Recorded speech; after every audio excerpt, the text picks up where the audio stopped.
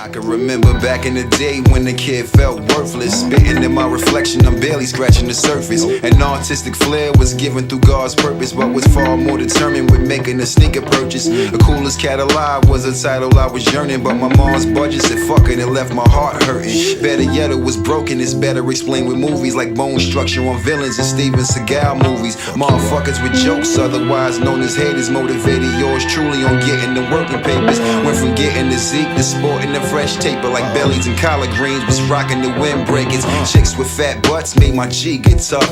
I was smooth like a neck with Egyptian musk, and they never see me coming like a Jordan snuff, cause I keep it moving like wheels on a Greyhound bus. The focus, yup, the focus. Got a brother, spitting that dope shit, The focus, say word, the focus. Got a brother, getting that dope quick.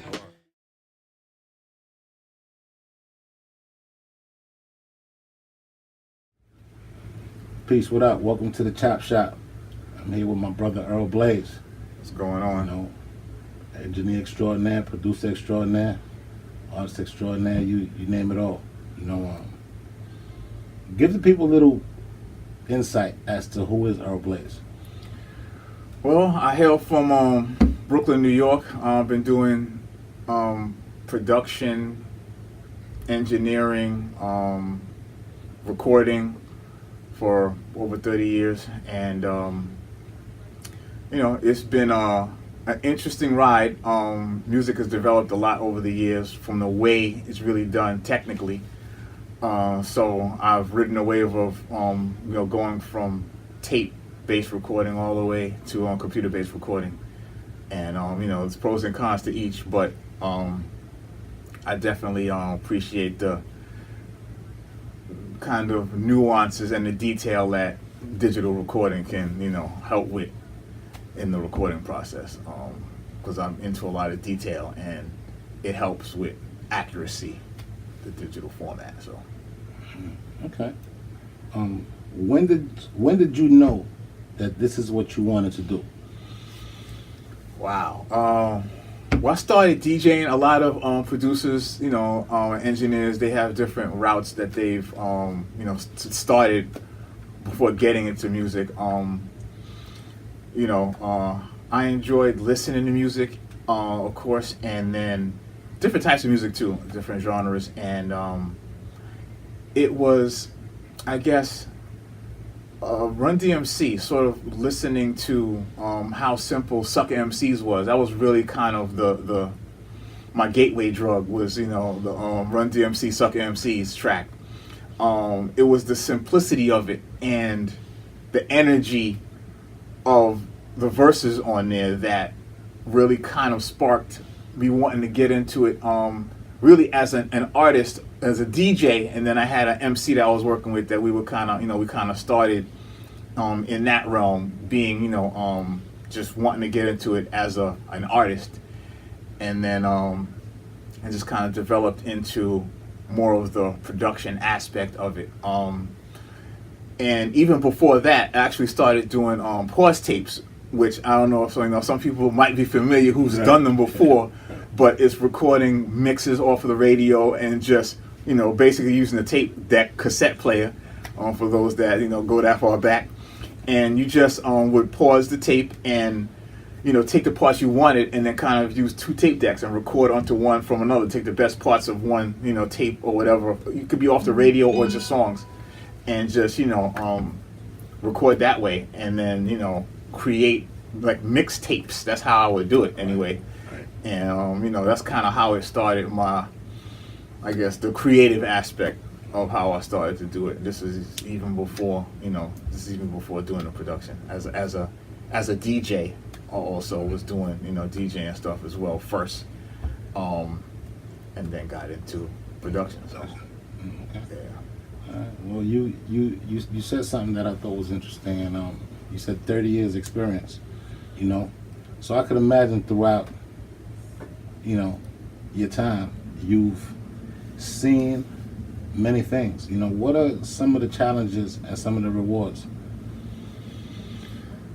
Well, I guess the some of the challenges and rewards of doing music over the years. Challenges really, well, working with what you have, because I mean, you know, we're not all born with silver spoons in our mouths, and you know, especially if you start doing this as a teenager, you know, I mean, your parents are you know, kind of, you want certain things, and you know, if you're not working and you're just going to school, you know, you're trying to focus on your you know, your schoolwork, and so you get interested in doing production and, like, you know, just being an artist and wanting to kind of be more than just a listener for the music, and you feel the bug. And so it's the challenges of, you know, recording with just what you have. At first it was like a 4-track, you know, that was my first you know, really piece of equipment for recording anyway.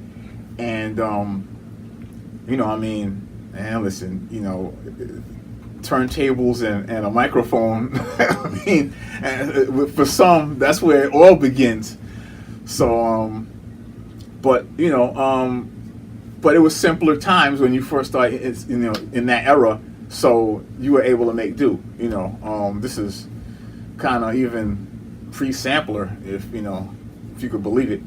But the rewards are really, a lot of the rewards are from people listening to the production or the mixes, and you know, that vibe, that feeling of accomplishment when people are feeling what you're doing and they're enjoying it the same way that your favorite artists, you know, that you enjoy their stuff, because everybody feeds off of the people that come before them. And so I've always kept that in mind, that the same way that I'm inspired by certain artists, whether it be like a Marvin Gaye or even John Williams as an orchestral composer, there's, you know, because I feed off a lot of different types of music, you know, country music, rock, like Zeppelin is one of my favorites in that realm of rock music, because they incorporated a lot of different styles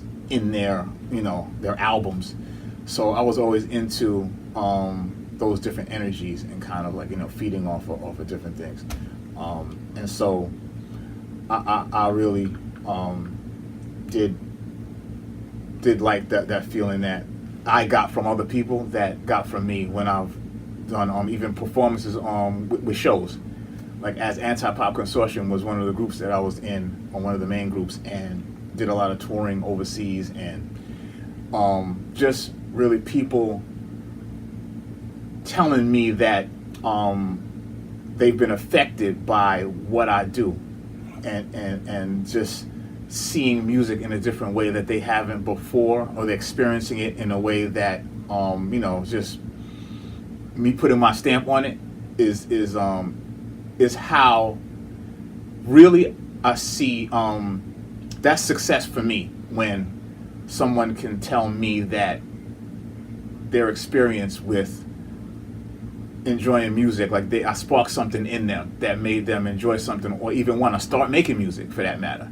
That's the reward, for me anyway. Yeah. Interesting. When so, matter of fact, I'm glad you elaborated on that. How was it the first time you got the phone call to that they wanted your group to actually go overseas to perform, and like what was that feeling like?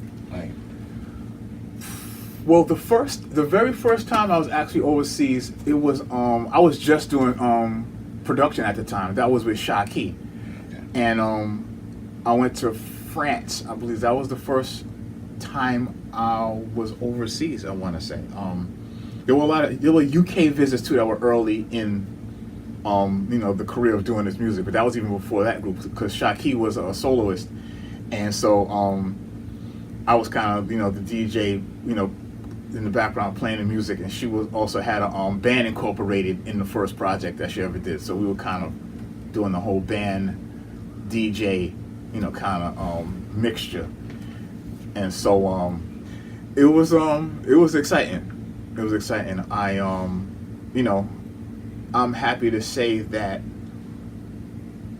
my music was how I was able to really travel, at least parts of the world and go to Europe for the first time was, doing my music. I mean, something that I was excited about doing, that inspired me. So, it's it's cornball. It'd be like follow your dreams, but there's certain things like you don't know what the future holds, and so by gravitating towards something that you love and pursuing it, with as much vigor as possible, anything can happen. I toured a lot of different countries just based on doing music. That was how I was able to meet people and, forge relationships by, just doing what I love to do. So, so yeah, it's a good feeling. Absolutely.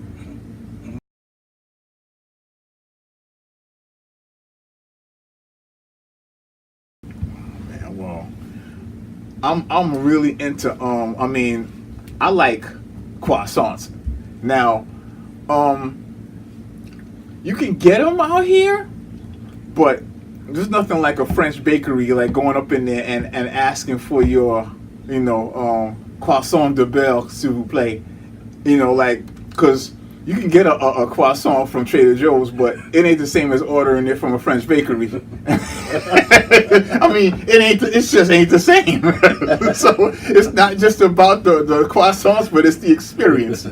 So, but yeah, I always talk about that. That's my joke about croissants. And if I had to, if I wanted to do something or snap my fingers and get some cuisine, it's something as simple as that, man. A hot croissant, man, with butter on it, man. Give me that. I'm good. Oh man, word.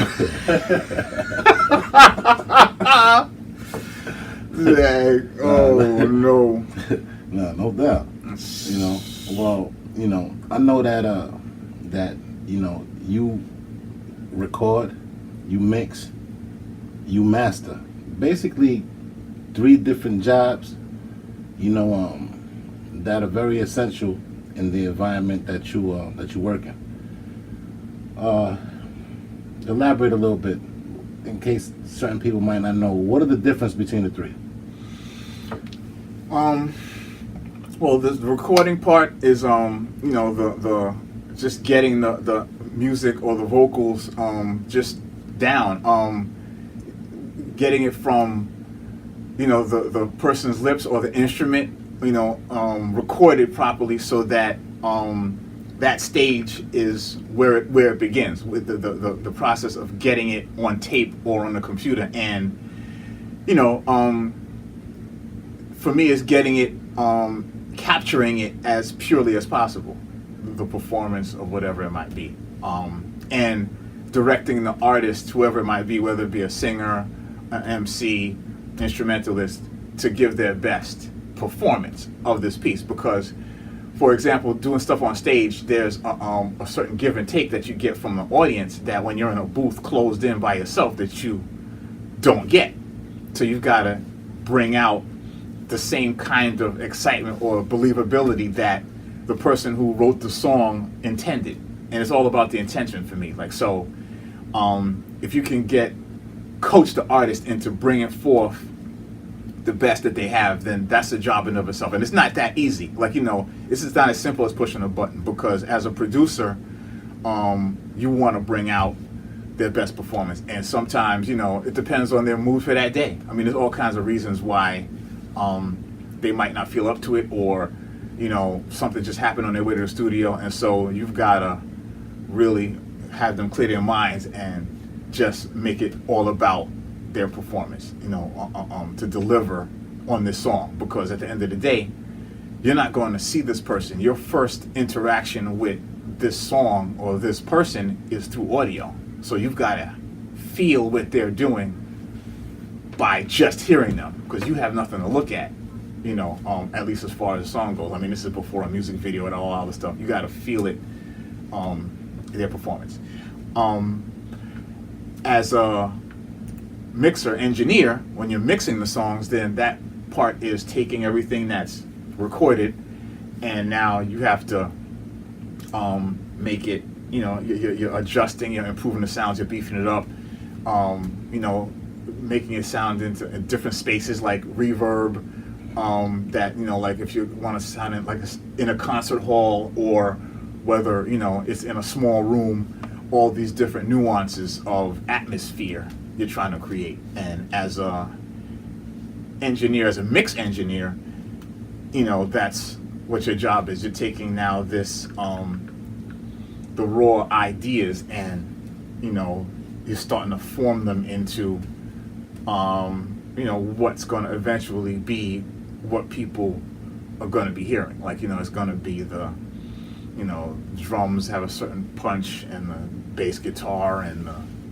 rhythm guitar, and if there's samples, then you have to know how to manipulate those to get the best out of them. Like, it's knowing the technical aspects of achieving the final result that the artist wants, that they're looking for.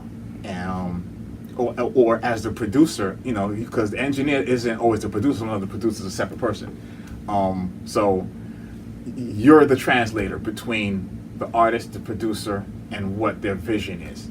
And so you're there to work the boards and to have the technical know-how to achieve what they want. Like if they I want a little more boom boom, a little more bump in it, you have to know what that means and translate it technically so that you can give them that boom boom, because there's no button on the board that says extra bump right here. So it's that kind of thing that a mix engineer is really he has to be a therapist sometimes, depending on who's in the room and what's needed. And then as a mastering engineer, that's just taking a final product that you're getting and giving it that last loudness and richness, and kind of the overall picture, and kind of beefing up. And then if there's an album, you've got to really it's your job to make sure that it's a cohesive sound, because you could get mixes from different engineers for one project. It could be 10 different producers and recorded at 10 different studios. So you've got to take all of these different textures and sounds or whatever and make it cohesive, so that when you hit play, it's an experience that you don't have to go reaching for the volume knob or making any adjustments. As the listener, you're just supposed to put your headphones on or sit in your living room or in your car and bump it. And you have to make it, as an engineer, make it sound good in all these environments. And as the as the mastering engineer, it's taking all of that, and it's like you're the final guy to make sure that sound is what, because you're the last stage. So if you don't hook it up right, there's gonna be a whole bunch of people mad at you. So you won't want that. So well. So in other words, there's a lot more than just putting your favorite plugin on the master bus. Yeah, it's definitely more than just putting your favorite plugin on the master bus and hoping for the best. Because the more you know about what you're doing, the more successful you can be at achieving the goal at the end of the day, because you're not just kind of wishing and hoping and plugging, throwing something on there, and you're not knowing what's happening. Like, if you know what, how to set the threshold, or how to, it helps. I mean, you can wing it, but the more you know, as far as the technical parts about it, the more confident you are at what you're doing. Also, you just have more of a command of how to get and how to achieve a certain sound that you're looking for, or that the artist might be looking for. So, but yeah, there's more to it, and there's different ways of learning that, whether it be online, whether it be going to classes, or getting the stuff and kind of experimenting. But it's there are people out there that have the experience, so why not reach into that? I mean, there's many ways to do that without having to claw in the dark for your own answers, because the answers are out there. So you just have to go in and research it.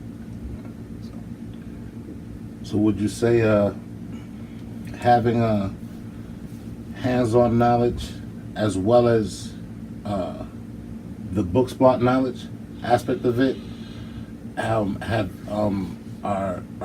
elements that have made you become the engineer that you are today? Yeah, definitely. My accomplishments and what I know is definitely based on the combination of both things: the research, the knowledge of it, the ins and outs, going to school for it, and then but getting the equipment and getting your hands dirty. I mean, because you have to do that regardless, because the books only gonna go but so far. Like the research and the seeing it, you just gotta, you gotta do it. I mean, and that's the thing, you need to invest in yourself. I mean, you should be one of the most important things to yourself, and so whatever's gonna help you to be better at what you've decided that you're gonna invest your time and energy into, then you might as well make the purchase, and you don't have to get the latest and greatest piece of equipment. Like, you can start small. I mean, start with what your budget lets you do, and then build from there. Because I've and you learn how to do more with less. So that when you be able to afford the better piece of equipment, or you can like you have your eyes on something and you can now purchase it. You have that knowledge of trying to get the best out of what little you had. And so now that you get the better stuff, you can do even better things because you know more, because you had to work with, not much and try to achieve, the kind of sound that these big, records have, but, you were using less. And it makes you better for it. I mean, it just builds your skill set, so. All right. As an engineer, when people bring you, the product to finalize, is there any record, anything that you play to get your ears warm, anything that you that you say, hold up, now, let me play that? What I might do is because music and the sounds change, so something that I might go to, I don't know, like in 2012, if I'm in 2014, I gotta see what's out there that's bumping now, and kind of what's the big record of the day, and kind of use that as a gauge, like because the industry changes, sound changes, people's what people like to listen to changes, things go on stages, like the same way fashion does. So it's about just, and it should be something that you yourself appreciate, at least for me, but it doesn't necessarily have to be, like, it just needs to be in the ballpark of what the song is about. Like, if you're mastering a trap beat album, let's say, then I wouldn't recommend listening to Tchaikovsky, because there's different dynamics in that music. So you gotta listen to something that's in that genre, and something that's popular or something that's big, so that you can kind of gauge, okay, this is the sound that I'm looking for, or that it should be in the same ballpark as. But a lot of times, I may, if you do it for a lot of years, you kind of get a sense of, what you're looking for as an engineer, and so, but it varies. It varies. I like to use stuff that I've done myself as a gauge, and see, because if it did what it needed to do, then I could use my own examples for my own self to be like, okay, am I as good as can I get it as good as this? And try to, because you want to try to outdo yourself at the end of the day. I mean, you always want to be better. than what you were, last year or the year before that. So that's also, part of growth, because you need to grow as a person, creative person, as a human being, and as an engineer or producer or mastering engineer for that matter. So, but yeah, I go to the kind of records of the time and kind of use that as the thing. So it changes basically, but but there's always good music out. I mean, there might be music that you don't care for, but there's always something out there, because music is it's one of those things that people are constantly developing and constantly making new sounds, and so it's there's always something out there, no matter how drab or dismal it may seem. There's always hot music that you can kind of vibe off of and get inspired from. So.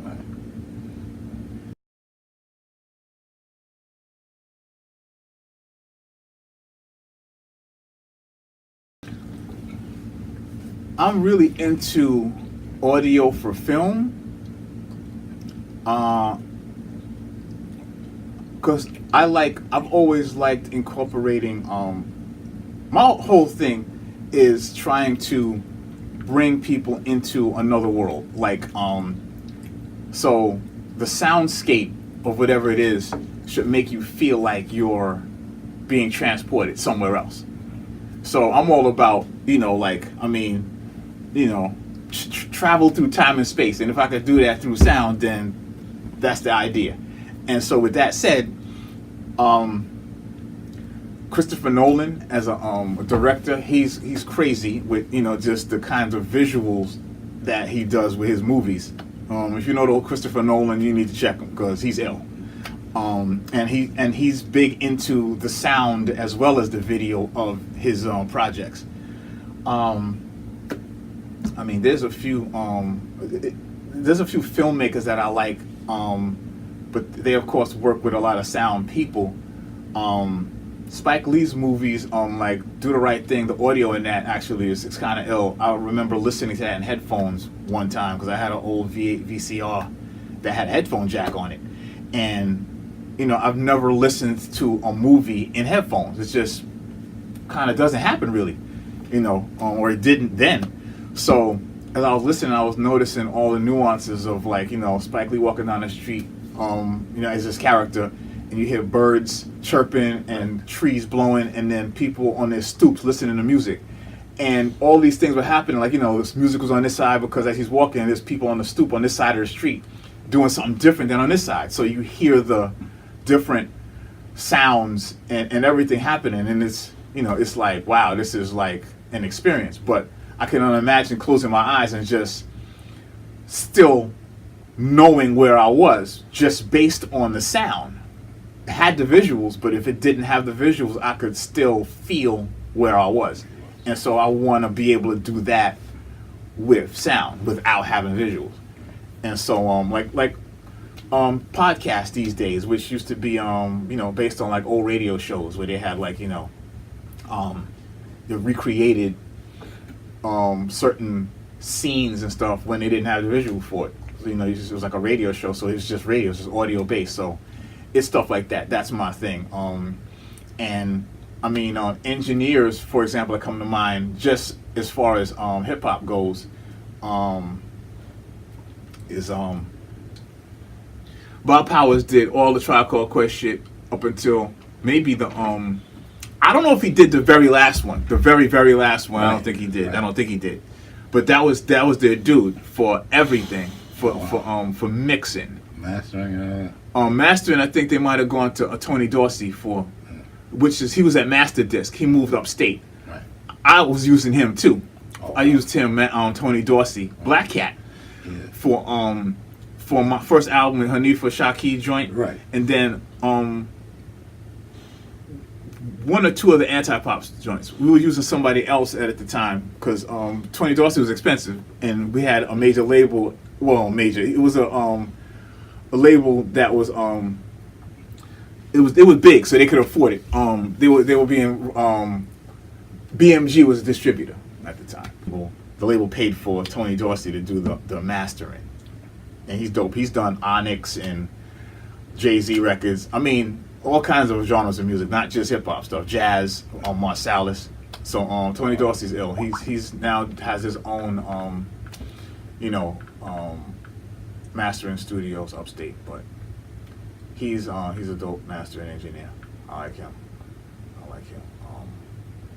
And so yeah. Bob Powers is the guy who I dug his sound, did all the Tribe Called Quest stuff and whatnot. So, but yeah. But there's there's not too many. I mean, I'm so much into like what I'm doing these days that I'm not even thinking I'm not even thinking about like certain names of certain things. I just know certain sounds that I like what I like to kind of hear. So yeah. You know, well, you came from an era where you seeing things done from an analog perspective. You know, you've seen it. You know, you've seen the evolution when it basically everything transcended to digital. You know, I mean, of course, people still have, there's certain pieces that you just can't replicate. You know, what would you like to see in the near future? I know it's a broad question, but there's just one thing, Well, there's a lot more. In the near future, I'm seeing it now anyway. The collaboration of artists from other countries, like being able to record through the internet. Like it's a technical challenge, but I know that they're being able to do it now with certain DAWs, certain workstations, digital workstations. You can have somebody in another country or anywhere for that matter, and using streaming, like through internet and internet connections, being able to like have a session. So they're somewhere else in another country and they're recording in their living room, and I'm in the studio here in America, and I can record them, and we're communicating through visual, like through the computer cameras, just actually having sessions. Like that's capable of being done right now. It's not being done a lot. At least I don't think so. I haven't done it yet, but it's collaborating with just people that you wouldn't be able to physically get to come to your crib that easy. Wow. Able to kind of do more of that, I should say, because it's happening. But I like to see more of that to be a more common thing.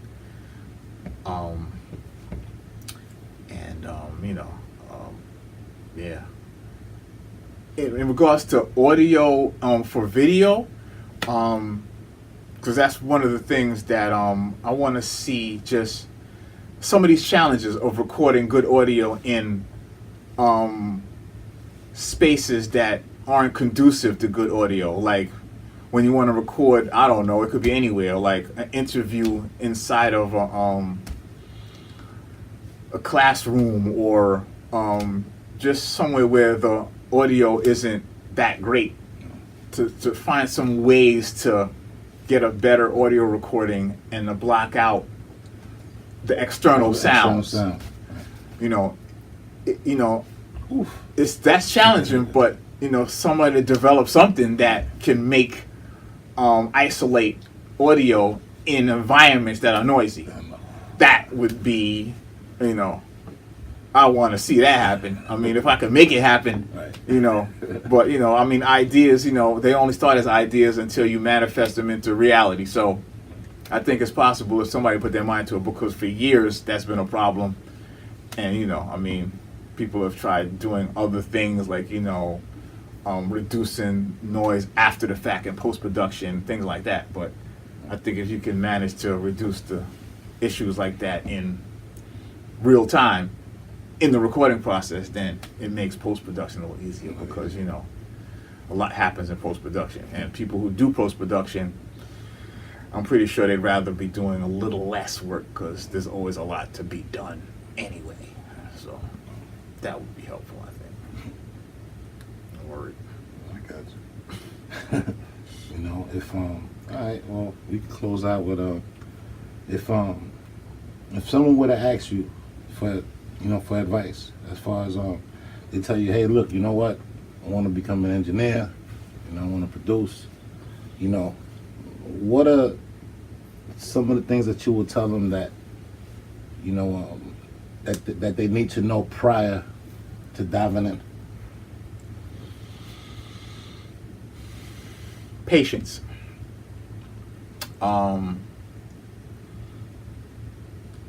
You have to have patience. Helps because you're gonna have troubleshooting issues, like things that happen that you don't expect, and that's with a lot of things, I guess, in life. So, but you have to be able to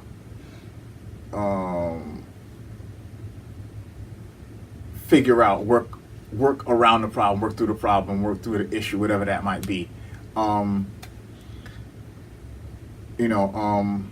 Not everybody's built for everything, so definitely see people who've done the same kind of work that you look up to, that you like, and see what they did, what their life is, what they did to get where they are, and set your goals based on that. I mean, there's many lifetimes of experience that occurred before you got here, and there's no reason not to research it and just learn from other people's experiences, so that you can be better at what you do. And don't be afraid to make mistakes. I mean, you gotta be in it to win it, as they say. So sitting on the sidelines, saying, "Oh, I'm not gonna wait until I get this piece of equipment. It's gonna cost me this, but I'm gonna save up for years, and I'm not like that." Don't live in fear. Just just go for it. We got one ride in this world. We got one. So get on that roller coaster and strap in and and let's go. Pay your fare and let's go. Let's do it. So yeah, man. That's what I got. Nah, that's what's up. That's what's up. Well, y'all heard it from here. B Sparx with my man Earl Blaize, chopping it up. No doubt. Everybody be safe out there. Until next time. Peace out.